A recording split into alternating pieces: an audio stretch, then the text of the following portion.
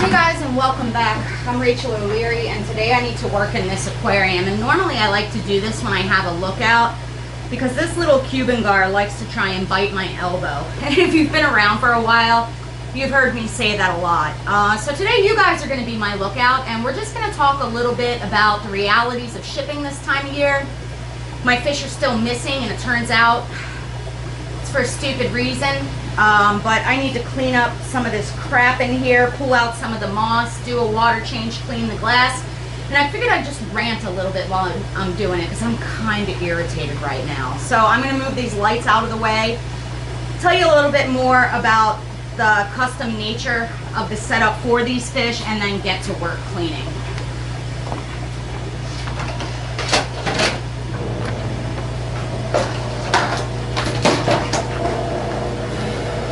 Now, as I mentioned, these guys can be a bit iffy. So a lot of times I just do water changes into my sink. There's a big pile of mess down here, and I want to vacuum off the wood, clean things up. You guys got to let me know if that Cuban Gar is coming for me.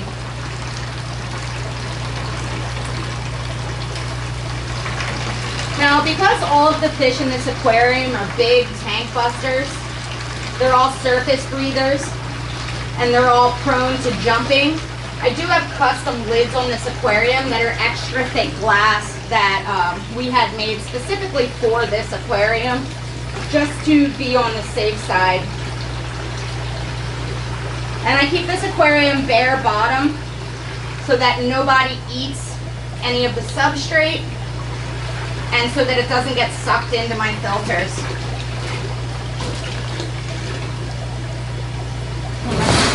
Paws and siphoning, and just yank out a bunch of this moss. Now, to work in this aquarium, I have extra long pinchers, again, so that I can try and avoid that Cuban Gar, who's not very friendly to work with.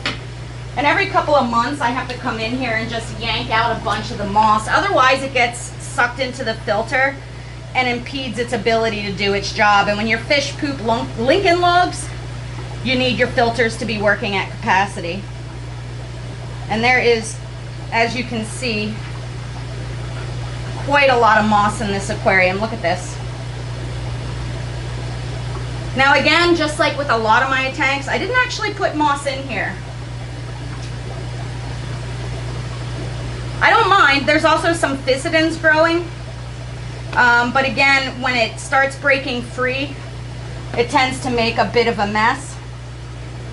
It gets stuck in my power head, it gets stuck in my canister filters, and it gets stuck in my hang-on back filter. So every once in a while I just come in here and pull it out. This is probably almost a cantaloupe of moss I've already removed. And again, this is just with my shop lights. Now I can get in there and clean up the corners a bit, but here comes the Cuban Gar. You see his mouth hanging open? He's such a little jerk. He will absolutely try and get me. And I also have to make sure they don't try and jump out. So anyway, I had ordered some Coriodoris, and the shipper ships USPS, which is not my preference anyway. I much prefer shipping FedEx or UPS just because they have more real-time tracking as well as accountability for their delivery times. But I paid for USPS Express because I thought it had the best shot of getting here in a timely fashion. Even if it's late, even if it was just a day late, the fish would have been fine. However, the shipper took it upon himself to downgrade to priority because in his thought process, they both said second day. And, oh shit, the problem with that is that the fine print of priority mailing says it can take substantially longer, and there's absolutely no repercussions. With Express, if it's late, at least you can get a discount.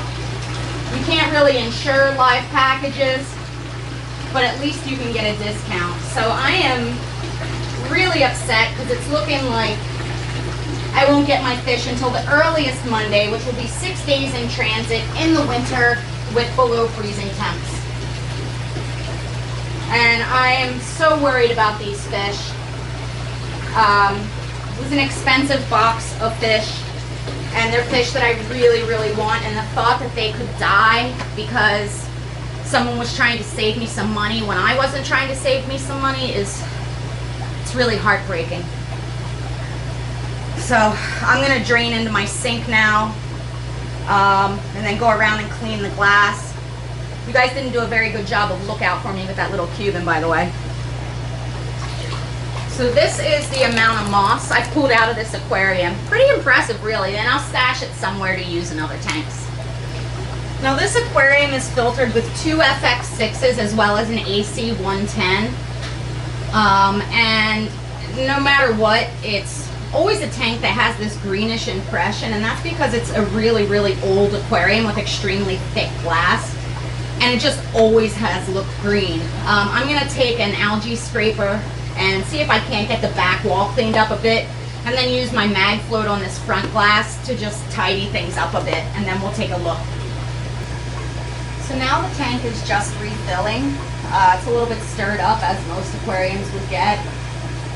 Next week I will get into the filters and clean them out, but I wanted to show you guys, if you remember correctly, this tank's been running forever, and it used to be carpeted with a really thick moss, and I want to show you something real quick. And I meant algae instead of moss.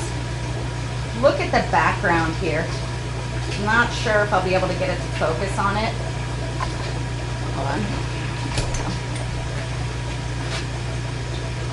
I've gotten my algae to grow back on the back wall, and it looks like a soft carpet. It's still not really on the wood again yet, but at least it's on the back. And I've just today gone through and scrubbed things down a bit, cleaned up the wood, removed the moss, cleaned the glass, and did my normal water changes. These guys are big eaters, big poopers, and make quite a mess, so this tank gets this pretty frequently. I'll do a lot of spot cleanings, but again, because this guy likes to bite elbows, I don't actually get into the tank that often.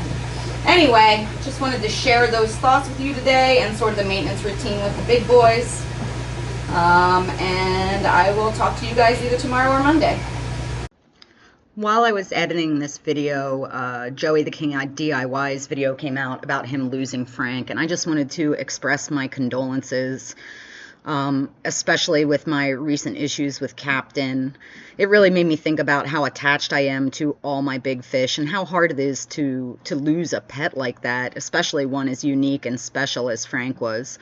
It sounds like he did everything he possibly could have, and I just wanted to express my condolences to him because that was quite a tough loss. So sorry, Joey.